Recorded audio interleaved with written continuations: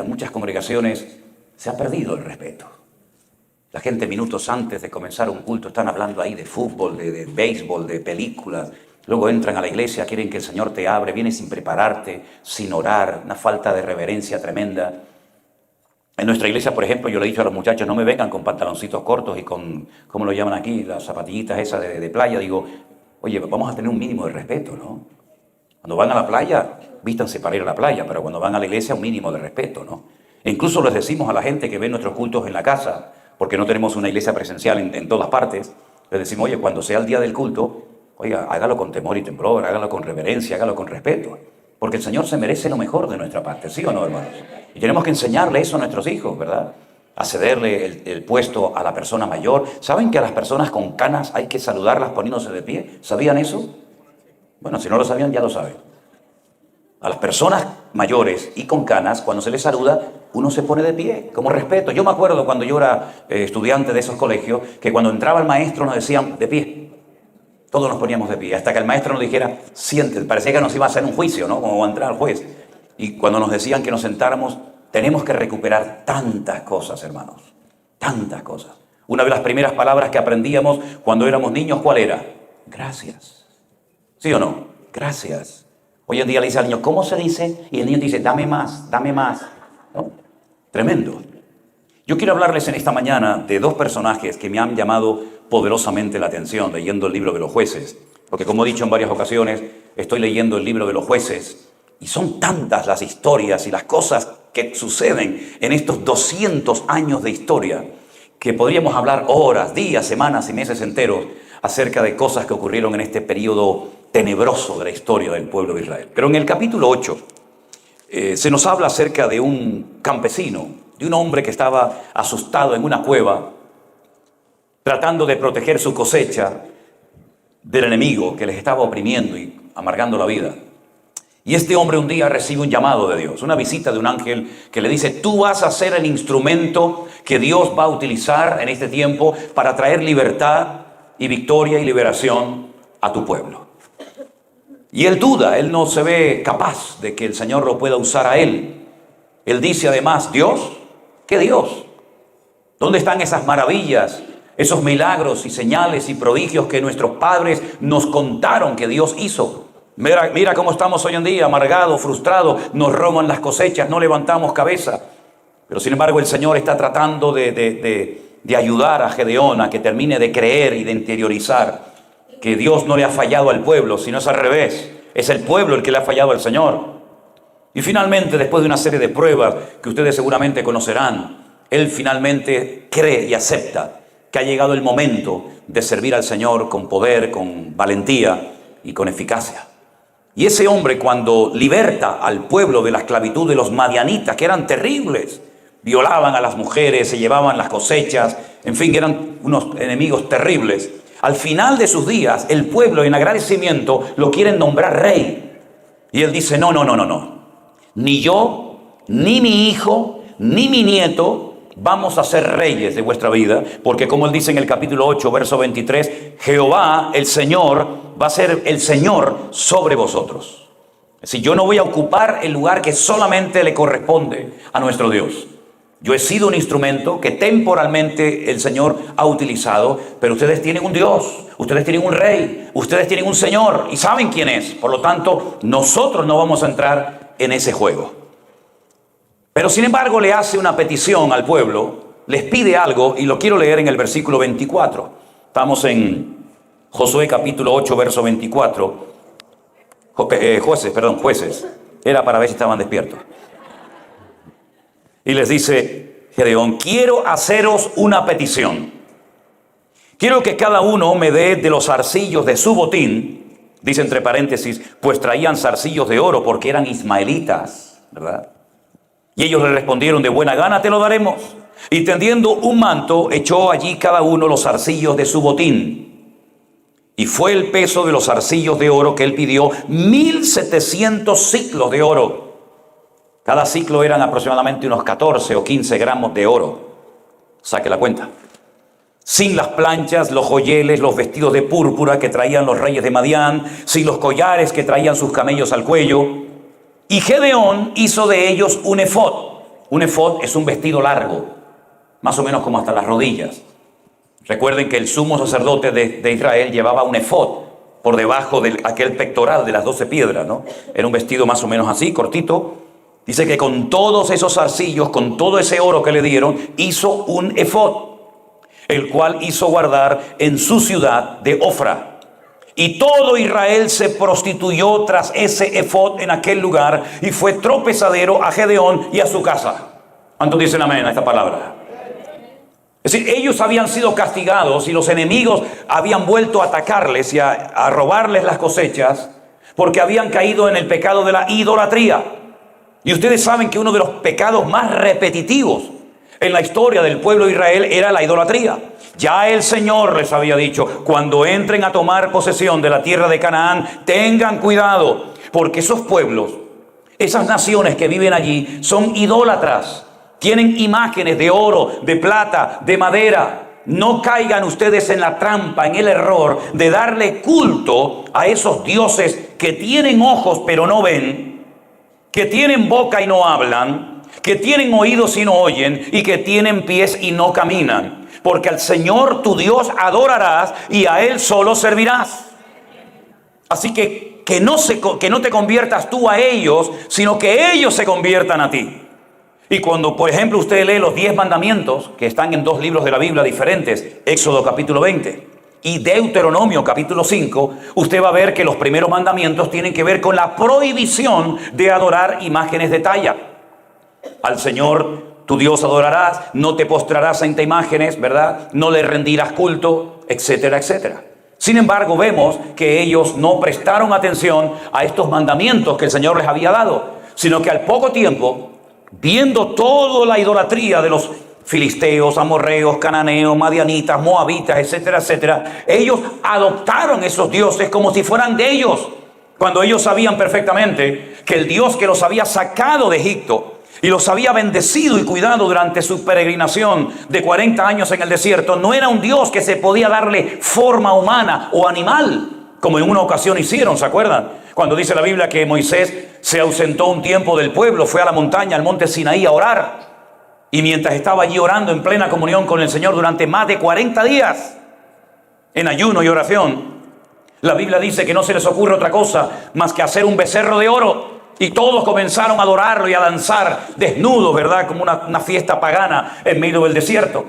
Es decir, el pueblo de Israel, los hijos de Dios, tenemos totalmente prohibido el darle culto a objetos inanimados. Y cada vez que el pueblo de Israel adoraba a uno de estos dioses, que tenía muchos nombres, Micol, Quemos, Milcón, Astarot, Baal Zebú, Baal Berid y tantos, ¿verdad? Cada vez que caían en el error de caer en la idolatría, automáticamente venían serias consecuencias. O no llovía, o el enemigo venía y atacaba las poblaciones y se llevaba a las mujeres y a los niños secuestrados, o trabajaban y veían que no había fruto de su trabajo, o venían enfermedades físicas, mentales al pueblo, y un montón de consecuencias terribles. Y cuando Gedeón es llamado por Dios para libertar de la opresión al pueblo, resulta que habían caído en la idolatría. Pero cuando Gedeón logra vencer al enemigo, dice que durante 40 años volvió la paz al pueblo. Pero esta idea de Gedeón de decir, bueno, yo no quiero que me nombren rey, no quiero que me hagan el amo y el señor de vuestras vidas, pero quiero que me recompensen, quiero que me lo agradezcan si quieren hacerlo, dándome los zarcillos de oro que le hemos quitado a los enemigos. Ellos dijeron, sí, perfecto, tú nos has ayudado, nosotros te vamos a ayudar y a bendecir también a ti. Dice que pusieron una especie de mantos, de manteles en el suelo, y la gente iba y daba esos anillos de oro. Con ese tesoro, él hizo un efod, un vestido. Y al final, tanto él como el pueblo terminaron adorando y dándole culto a un vestido de oro. No aprendieron nada. No hay nada peor que tener poca memoria para recordar los pecados que cometimos, para no volver a cometerlos, ahora ya no por ignorancia, sino a sabiendas y con toda intencionalidad.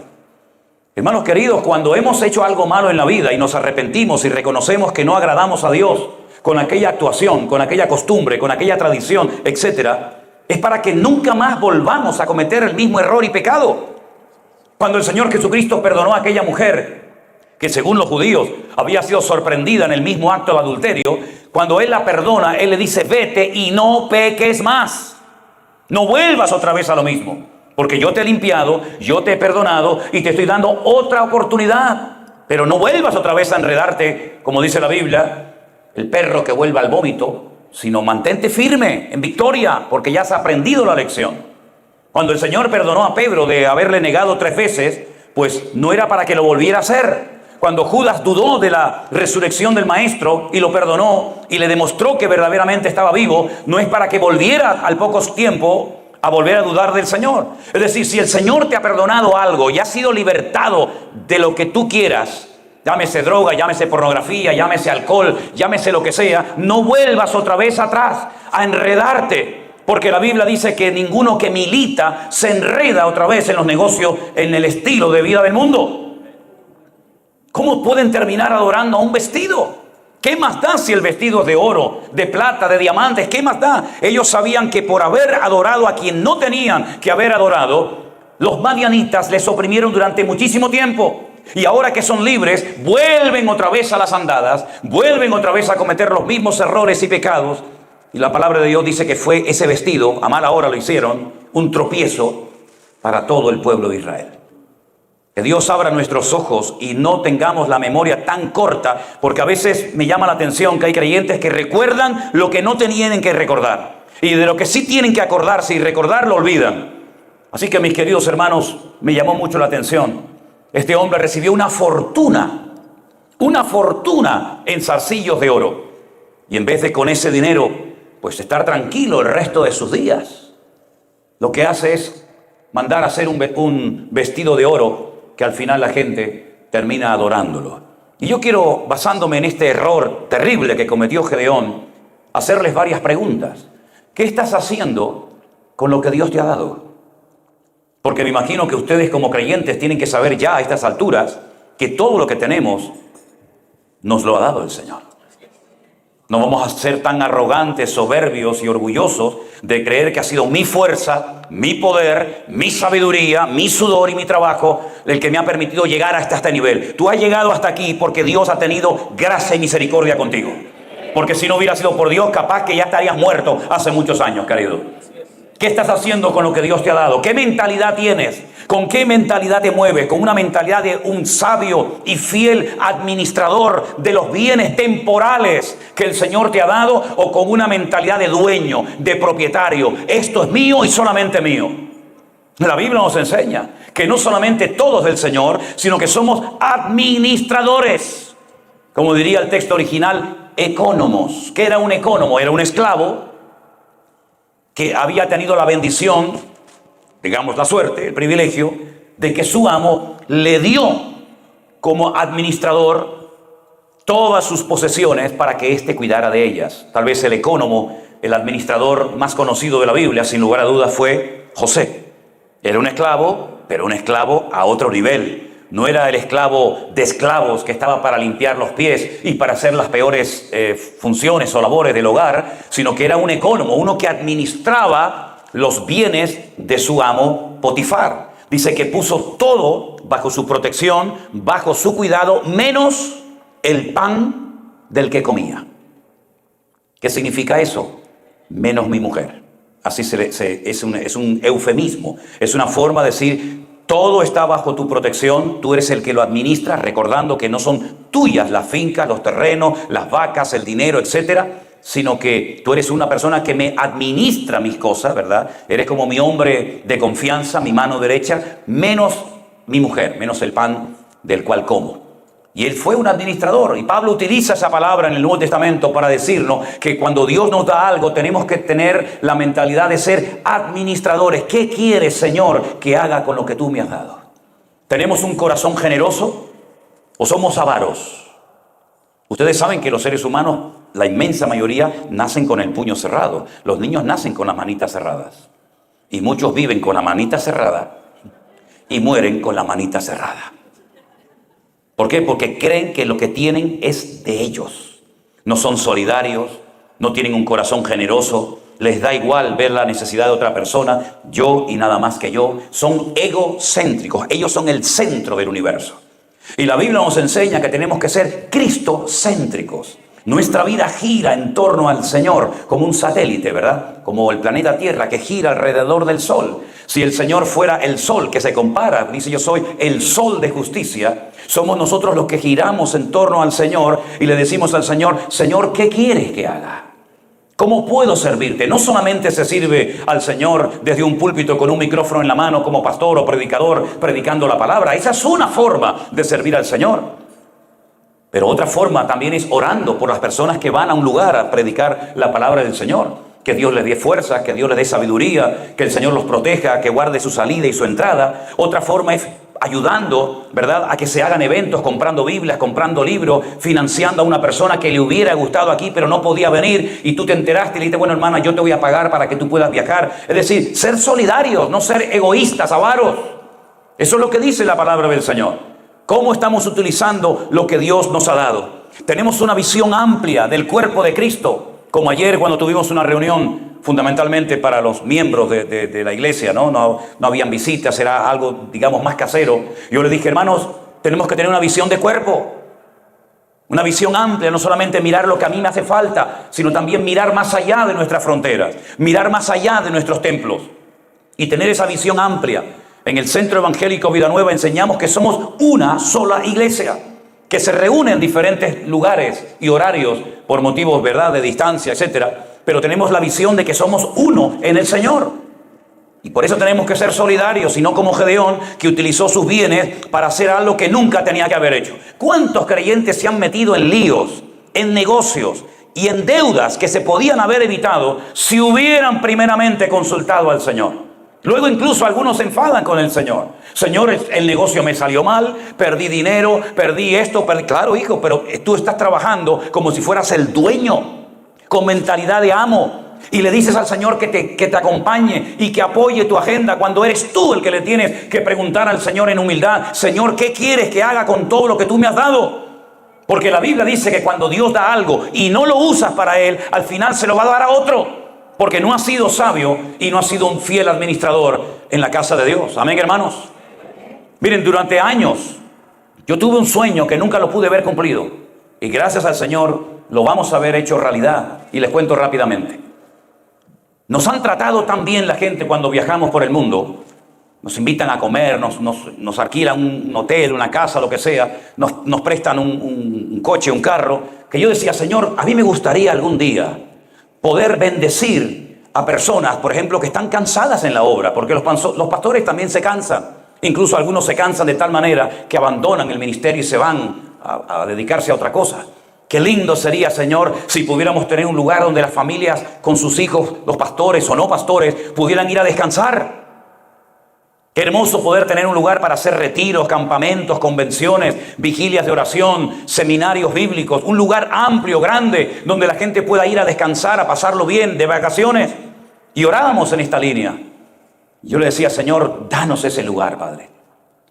Resulta que un día en internet, navegando, viendo diferentes propiedades, vi una finca, un terreno enorme. Enorme. Nosotros hablamos en metros, no hablamos en acre ni nada de esto. Tiene más de 27.000 metros cuadrados. Hay varias construcciones dentro. Tiene unos terrenos inmensos. Hay cantidad de árboles de naranjas y de limones. Y entonces nos pusimos en contacto con esta señora. Es una señora, la propietaria de esto. Era una finca que antiguamente la explotaban para el tema de la agricultura, pero ya la señora está muy mayor y no quiere seguir en esto. Y llegamos a un acuerdo con ella y nos hizo una rebaja bastante grande. Y hemos dado ya una señal para poder hacernos con esta propiedad. Y entonces les quiero compartir esto. ¿Por qué? Porque en esa propiedad, cuando el Señor no nos permita adquirirla, Dios mediante para el mes de mayo, tal vez junio, vamos a tener que comprar un montón de toallas y sábanas y mantas y colchones y tenedores y cuchillos y montones de cosas para que cuando la gente venga, cuando los jóvenes vengan, las familias vayan allí a hacer alguna actividad de vacaciones, pues puedan tener un lugar, ¿verdad? Y que tenga usted su toalla, su manta, su colchón, su almohada o todo lo que sea. Ahí hay una oportunidad para apoyar este evento, este proyecto. También una de las cosas que necesitaremos son personas que quieran venir a ayudar, a limpiar, a pintar, a cortar árboles, a poner todo aquello decente. Ya tenemos una pequeña lista de hombres y de mujeres que me dicen, hermanos, nosotros vamos, ayudamos a pintar, a arreglar. Es decir, cuando alguien está aburrido en las cosas del Señor, es porque a lo mejor no le han abierto los ojos y le han indicado que la obra del Señor necesita de obreros, de hombres y mujeres que sin protagonismo, sin esperar nada a cambio, están dispuestos a invertir de su tiempo, de sus recursos, de sus bienes materiales para bendecir la obra del Señor. Se preguntarán algunos, porque yo ya llevo mucho tiempo en esto y ya soy muy mayor. Y sé que a veces la gente dirá, ¿y esa propiedad va a estar a nombre de usted, Pastor Manuel Sierra? No, señor. No, porque no es mi propiedad. Esa propiedad va a estar a nombre del Centro Evangélico Vida Nueva. Porque Manolo Sierra, cuando se muera, se murió, pero la obra del Señor sigue adelante. Así que no es mía, es de la obra del Señor y de usted también, mi hermano. Esa propiedad será de los hermanos de Las Vegas, y será de los hermanos de Alicante, y será de los hermanos de Madrid, y será de los hermanos de San Francisco. Es una propiedad que es para la obra del Señor. Y si usted el día de mañana quiere ir a verla, pues nos llama, se pone en contacto con nosotros y le diremos, pues mire, estas fechas están libres para que usted pueda venir a trabajar, a limpiar, a lo que sea. Pero esa es la mentalidad que queremos tener. Todos los recursos que Dios ponga en nuestras manos son para invertirlos sabiamente en lo que merece la pena, en la obra del Señor. Y no estoy aquí pidiendo dinero, ¿eh? Yo no me dedico a esto, ni creo que nunca lo haga, Dios me libre. Pero si alguien busca la oportunidad de decir, oye, ¿qué hago? Bueno, si quiere, yo le oriento y yo le ayudo, ¿verdad? Ahora, si no quiere, no pasa nada. Si no entra por un lado, entrará por otro. Ya el Señor nos tiene acostumbrados que cuando entramos en nuestras habitaciones y nos ponemos de rodillas y oramos al Señor, el Señor manda a los cuervos con carne y con pan en los picos y nos trae la comida que a lo mejor el otro no quería traernos. Por cierto, anoche cuando me fui, le dije, póngame algo de comida, porque yo no ceno antes de predicar. Y además estoy muy mal del estómago últimamente. Póngame, y me pusieron 500 pastelitos de dulce, ¿no? Gracias, pero está bien. Cuando se muere, o antes de morirse Gedeón, fíjense a lo que se dedicó. Déjenme que les lea el texto bíblico. Así fue subyugado Madián delante de los hijos de Israel. Nunca más volvió a levantar cabeza. Al enemigo tienes que cortarle la cabeza, espiritualmente hablando me refiero, ¿eh? No lo dejes medio vivo. No es como aquel que me dijo, yo quiero dejar de fumar. Bueno, gloria a Dios, está bien, hermano. Pero por si acaso tengo en la mesita de noche un paquete, por si me entran ganas. Digo, entonces no le estás cortando la cabeza, hermano. Lo estás dejando medio vivo. Si David solamente hirió al gigante Goliat y no termina con él, a la semana Goliat se levanta y está otra vez creando líos y problemas en el pueblo de Israel. Así que no dejes la droga medio viva, media muerta, el alcohol o lo que sea, sino acaba 100%. La batalla fue hasta que se obtuvo una victoria completa. El pueblo reposó 40 años y entonces Gedeón en el versículo 30 dice que tuvo 70 hijos. Tenía mucho tiempo libre el hombre, ¿no? No había televisión, no había internet. ¿Qué vamos a hacer? 70 hijos que constituyeron su descendencia y tuvo muchas mujeres el hombre. 70 hijos, muchas mujeres. Pero además de las muchas mujeres que tenía, también tuvo una concubina. Perdonen la expresión si se ofenden. Discúlpeme, yo hablo castellano, hablo español de España y así hablamos allá. Una querida. ¿Se entendió? ¿Se ofendió? No, entonces sigo adelante. Tuvo una querida, que la Biblia llama concubina, pero era, usted sabe lo que era, aparte de las que ya tenía, no estaba contento con las que tenía, quería más. Y estaba esa concubina en Siquén. Siquén hoy en día se llama Nablus, es un sitio muy peligroso de Israel. Allí nunca se entra para nada. Siquén era la capital de Samaria. Allí está el pozo, todavía está el pozo de la Samaritana donde Jesús se sentó a hablar con ella. Allí está enterrado José, pero lamentablemente es un lugar muy peligroso que nunca vamos. Allí en Siquén vivía esta señora y quedó embarazada y le pusieron al niño que nació de Gedeón y de la concubina un nombre precioso, Abimelech.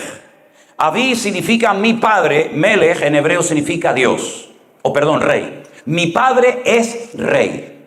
Él había dicho que no quería que lo nombraran rey, pero al niño le ponen mi papá, mi padre es rey. Este muchacho fue una persona terrible en la historia del pueblo de Israel en aquel tiempo.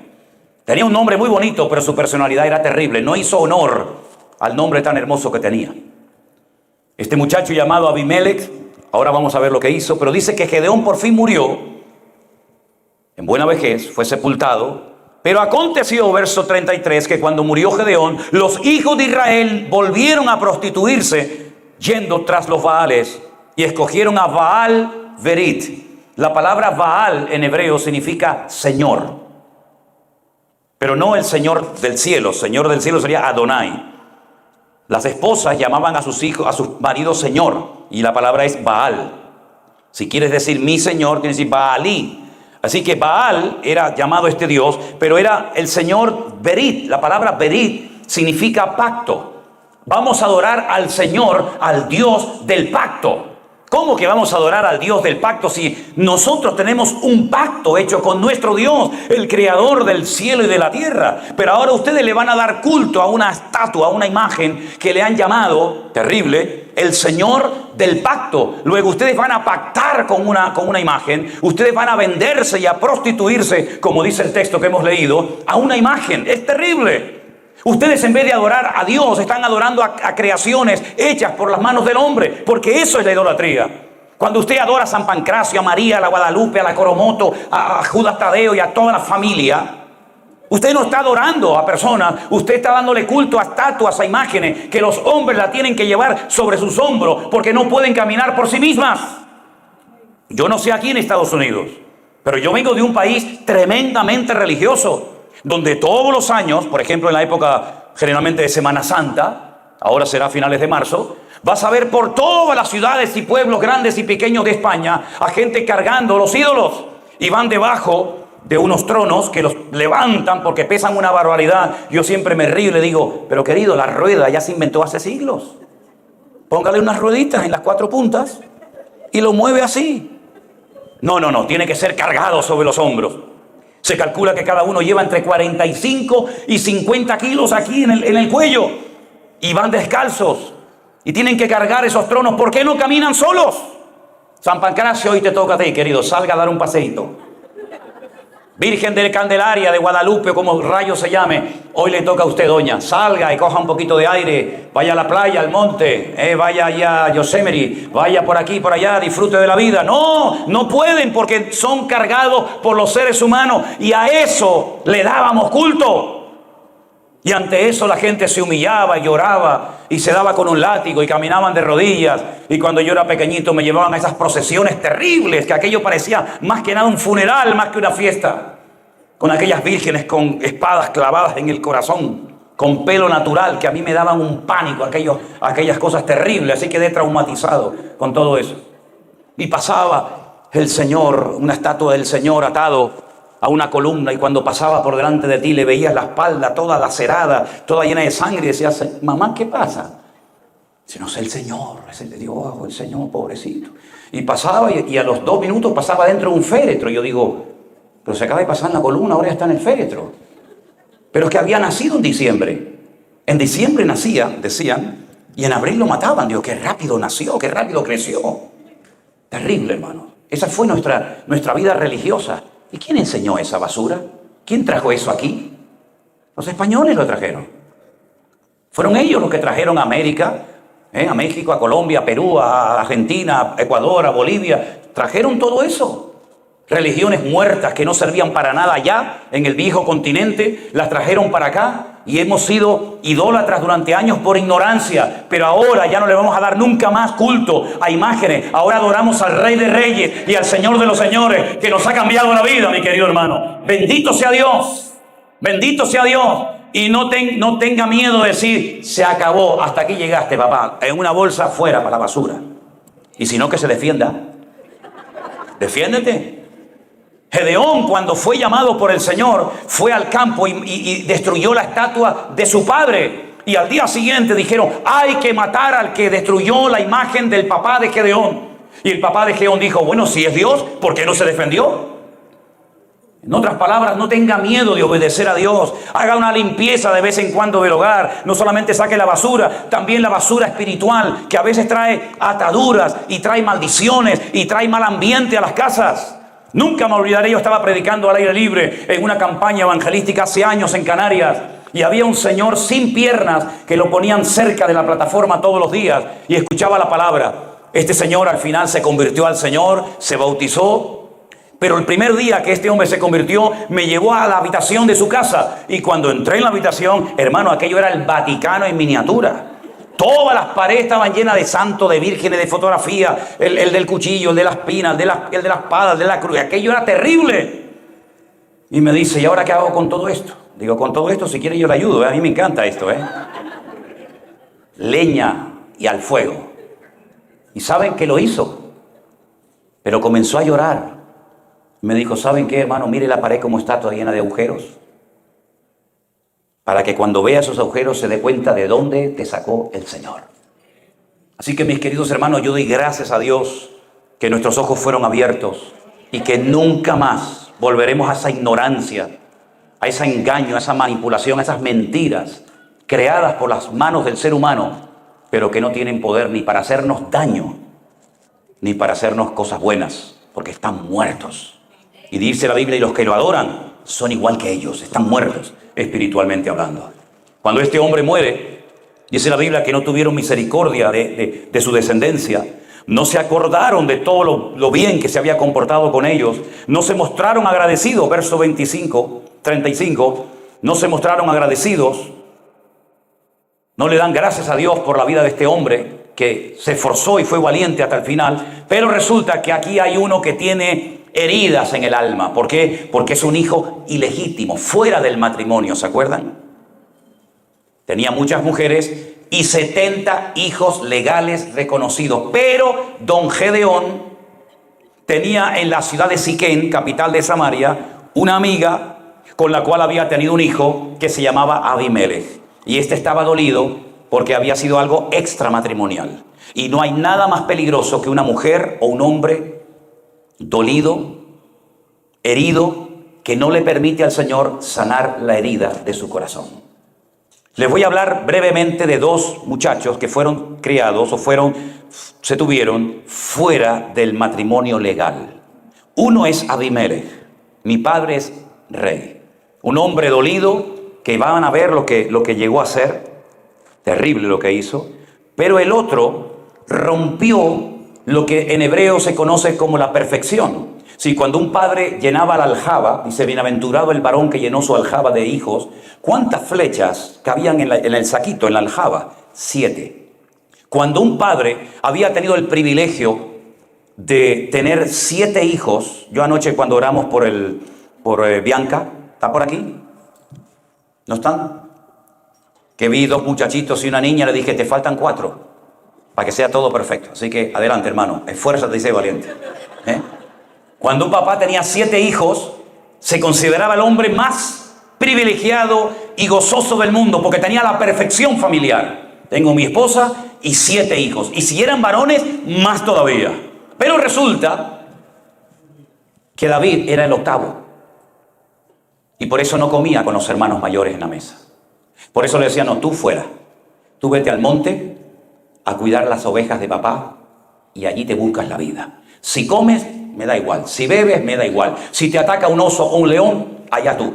Pero aquí comemos los legítimos. Y tú afuera. Hasta el punto era el menosprecio al que había roto el patrón del 7 de la perfección, que cuando el profeta, el varón de Dios, el hombre más importante e influyente en Israel, va a la casa de su padre Isaí, porque dice que el Señor lo había mandado para ungir al siguiente rey de Israel. Conocen la historia, ¿verdad? Dice la Biblia que Samuel va a ungir al primogénito. ¿Por qué? Porque la palabra primogénito en hebreo es Bejor. Y Bejor viene de Berajá, que es bendito o bendición. Es decir, el primogénito es el que hay que bendecir. Y el Señor le dice, no lo hagas, no lo unjas, porque tú miras la apariencia exterior, pero Dios mira el corazón. Bueno, entonces será el siguiente, ¿no? Dios rompió el patrón muchas veces. El mayor servirá al menor, como en Jacob y Esaú, etc. Entonces cuando va a ungir, a derramarle el aceite sobre la cabeza, el Señor le dice, ese tampoco es.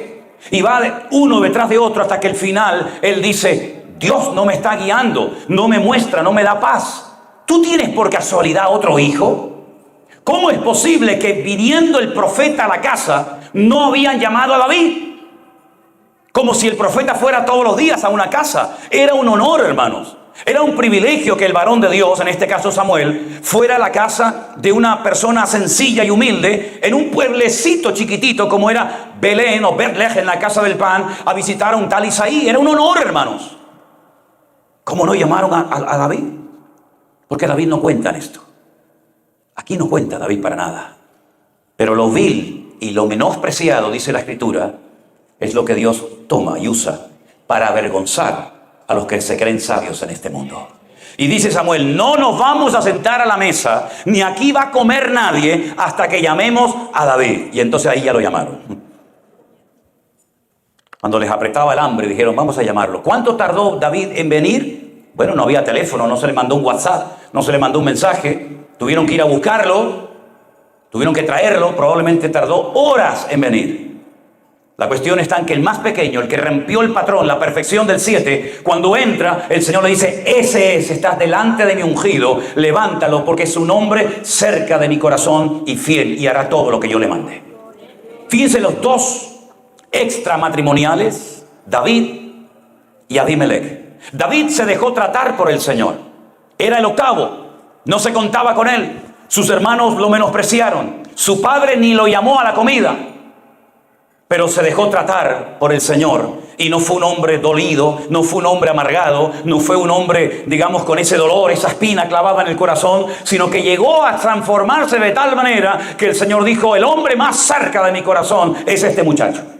Sin embargo, el otro, que también había sido un hijo fuera del matrimonio con una concubina de Siquén, con un hombre maravilloso, llamado Abimelech, mi padre es rey, no se dejó tratar por el Señor y se convirtió en un ser tremendamente peligroso, porque un animal herido es muy peligroso. Y Abimelech era una persona herida, dolida. ¿Sabe Dios lo que le habrá dicho esta mujer a su hijo? Por eso qué importante la influencia de una madre y de un padre, evidentemente, en la vida de un hijo. Como dije ayer, la madre en la Biblia le transmitía a los hijos la fe, la confianza en el Señor. Y el papá, el conocimiento de las Escrituras, de lo bíblico. La palabra es mamá, es madre en hebreo, viene y está entroncada con la palabra emuná, que significa fe o confianza en Dios. ¿Qué le transmitió esta mujer a su hijo?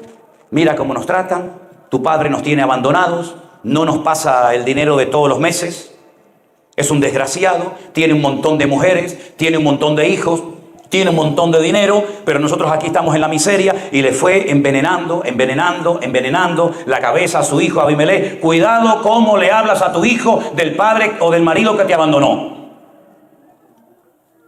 No le transmitas tu odio, no le transmitas tu venganza, no le transmitas tu herida a tu hijo, porque lo vas a torcer y el árbol torcido se endereza de pequeño. Cuando es grande ya no se puede enderezar. Sobre toda cosa guardada, dice la Biblia, guarda tu corazón. Tus heridas son tus heridas. No tienen por qué ser las heridas de tus hijos, ni la de tus nietos, ni la de tu familia. Cuidado cómo le hablas, ¿verdad? De lo que pasó, sea papá o sea mamá. Porque Abimelech fue una persona que creció con odio, con amargura, con resentimiento. ¿Sabes lo que hizo cuando pudo hacerlo? Te lo voy a leer. Le dieron a Abimelech dinero. Ahora te voy a decir quién se lo dio y con qué gente se rodeó. Pero dice que vino a la casa de su padre en Ofra. Jueces 9:5. Mató a sus hermanos, todos los hijos de Jeroboam o de Gedeón, 70 varones sobre una misma piedra. Solo quedó Jotán, el hijo menor, que se escondió. Mató a sus 69 hermanos en un día. No se le conmovieron las entrañas. Era un hombre sin misericordia. Era un animal herido.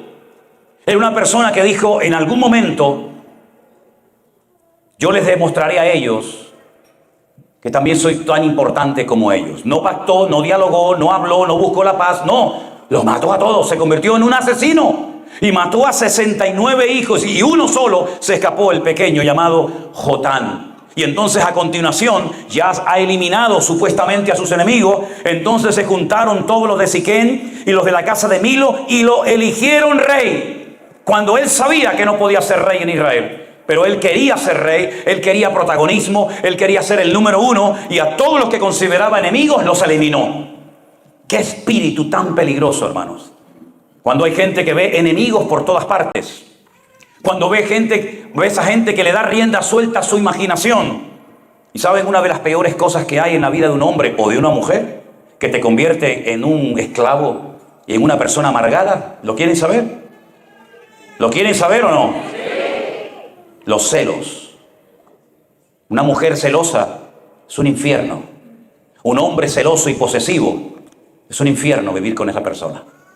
Porque se imagina cosas, piensa cosas, incluso dice que ve hasta cosas que no existen, pero que para él o para ella son reales.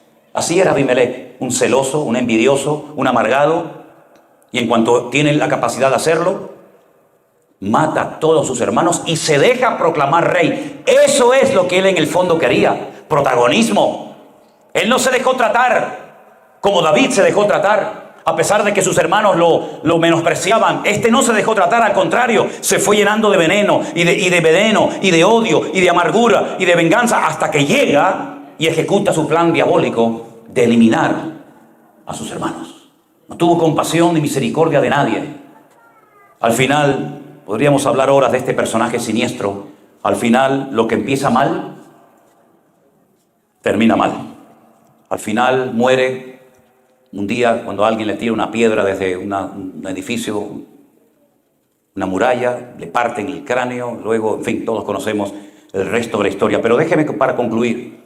¿De quién se rodeó este hombre? Si a sus hermanos no los quería y los mató, ¿quién apoyó a este muchacho?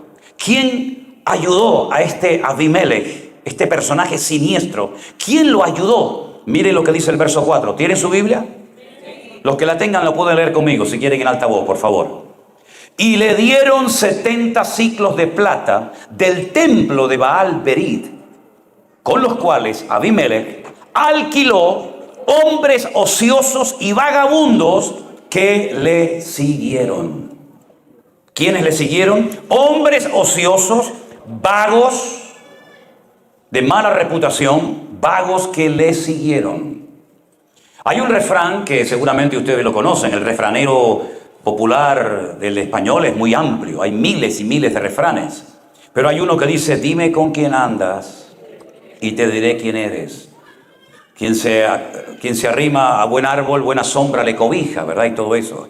Proverbio dice: anda con sabios y sabio serás. Este se rodeó de lo peor, de la peor calaña, vagos, ociosos, personas que no querían hacer nada, pero los compró con dinero, los alquiló, dice la Biblia, y entonces le apoyaban. ¿Sabes? Tú tienes que orar al Señor para rodearte de gente que te amen tanto, que sean capaces de decirte cuando hagas algo mal, que te lo digan. Si solamente te rodeas de personas que te van a favorecer y te van a decir lo que tú en el fondo quieres oír, tienes un gran problema. ¿Qué es lo que hacen la mayoría de los políticos? Compran a los que les rodean, los alquilan como hizo Abimelech, y estos dicen lo que el presidente o el gobernador o quien sea en el fondo quieren oír. Pero no se atreven a decirle: usted está equivocado.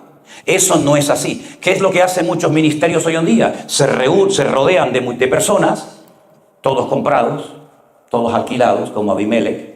Y entonces: sí, pastor, sí, hermano, sí, pastor, usted es el varón de Dios, sí, usted es el ungido de Jehová. Y al final lo que están haciendo es echan a perder a este hombre que podía haber sido una bendición, pero que por haberse rodeado de vagabundos y de vividores y de personas que con tal de quedar bien delante del hombre son capaces de quedar mal delante de Dios, al final terminan estropeando a una persona. Y yo siempre he dicho a la gente: en el momento en el que ustedes comiencen a notar, con la Biblia en la mano, que yo me estoy desviando, que ya no predico la sana doctrina, que ya no predico la palabra, sino empiezo a predicar tonterías y no tiene nada que ver con la palabra de Dios, hermanos, denúncienlo, díganlo, háblenlo. No digan: sí, pastor, no, sí, pastor, no, pastor. El creyente no está obligado a decir amén a todo lo que se predica, sino amén a lo que es bíblico y no amén a lo que no es bíblico en la palabra de Dios. Y este fue el problema de Abimelech. Un muchacho resentido, amargado, frustrado, lleno de odio, lleno de amargura en su corazón, lleno de celos, que mata a quien no tenía que haber matado. Se rodea de quien nunca tenía que haberse rodeado y finalmente se convierte en un rey que ni era nada, porque empezó mal y terminó mal.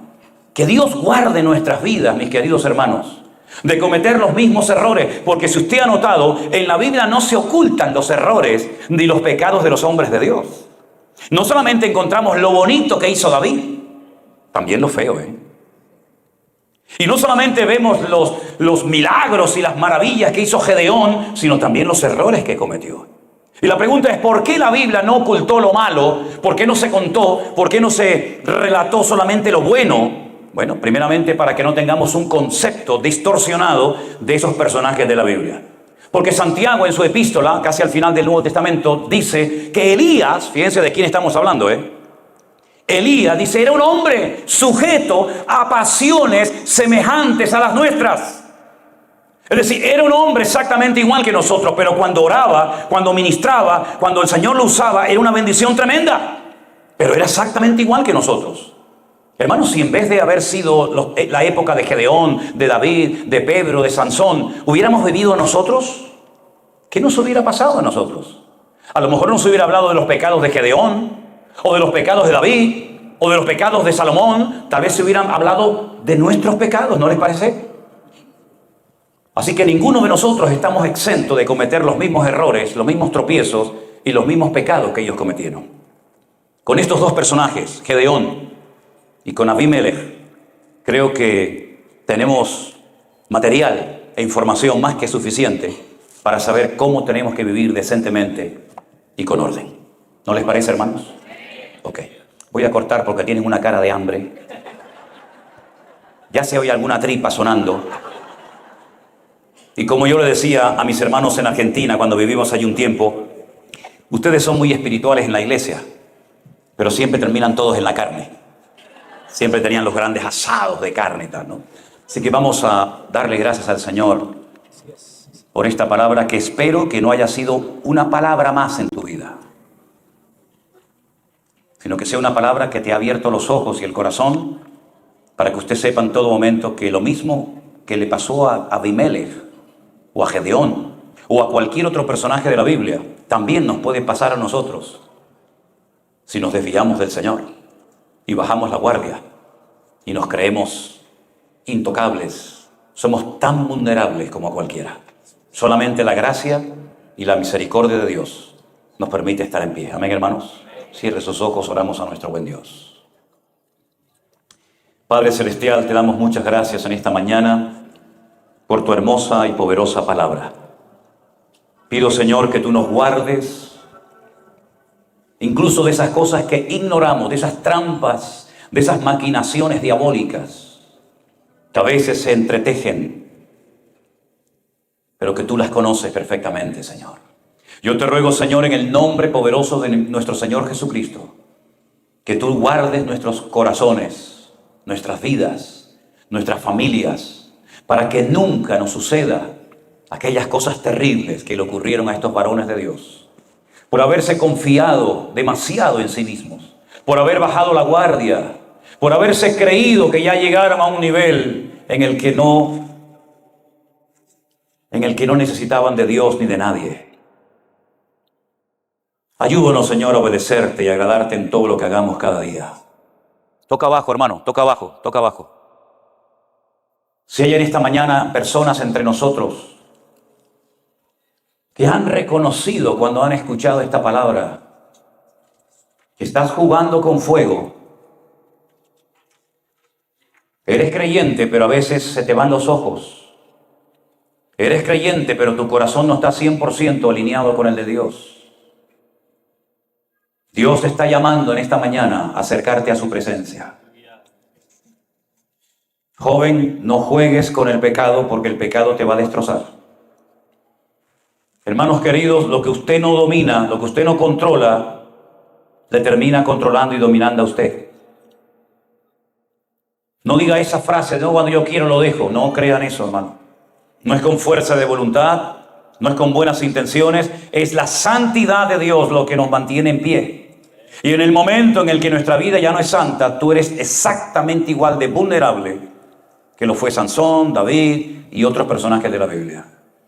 Así que tómense bien en serio su comunión, su relación con el Señor. No dejes que nada ni nadie se interponga en tu relación con el Señor. Porque sería una tragedia y una lástima muy grande haberte visto servir al Señor, haber adorado al Señor y al final terminar tus días sin la gloria, sin la presencia, sin la bendición de Dios. Abimelech tuvo sus días de gloria. Creía que ya lo había alcanzado todo y sus días terminaron muy, pero que muy mal, hermanos. Porque no tenía en su vida el favor y el respaldo de Dios. Busca siempre que lo que hagas y lo que digas cuente con el aval, con el favor de Dios. Porque de lo contrario, lo que sirves, en lo que quieres servir, como dice la Escritura, será heno, madera y hojarasca, que el fuego de la prueba vendrá y lo destruirá todo completamente. Tenemos que edificar nuestras vidas sobre la roca que es Cristo Jesús, porque nadie puede poner otro fundamento que el que está puesto, el cual es Jesucristo.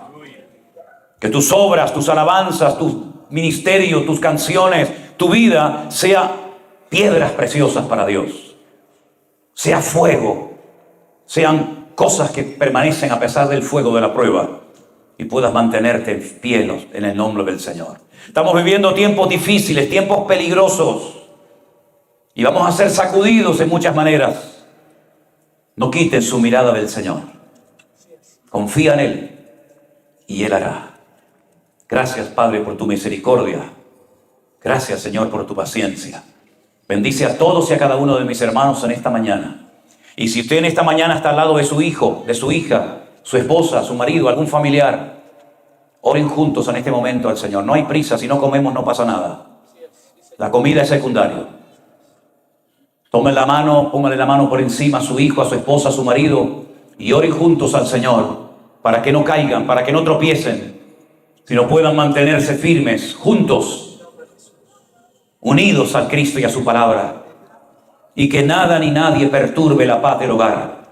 Saque de su vida, saque de su corazón, expulse de su casa todo aquello que es una mala influencia. Abraham tuvo que echar a Agar y a su hijo Ismael para que viniera la paz del hogar.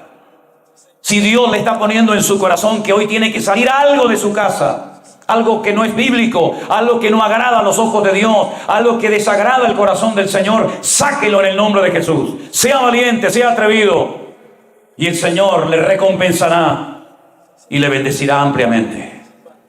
Pero repito, no deje que nada ni nadie perturbe la paz de su hogar, porque si no hay paz en el hogar, su casa se convertirá en un infierno. Nada más lejos de lo que Dios quiere para nosotros. Guarda las familias aquí representadas, Padre mío. Guarda a nuestros hijos, nuestros nietos, los maridos, las esposas. Oh Señor, esos hijos descarriados, que vuelvan a tu redil, que vuelvan a tu palabra, que vuelvan a tu corazón. Y ayúdanos, Señor, a mantenernos firmes en santidad, como luz del mundo, como sal de la tierra, Señor Jesús. Gracias te damos por este día, donde tú nos estás hablando y tratando, Señor. En el nombre de tu amado Hijo Jesús. Amén y amén. Gloria a Dios. Fuerte ese aplauso al Señor y a su palabra. A Él la gloria.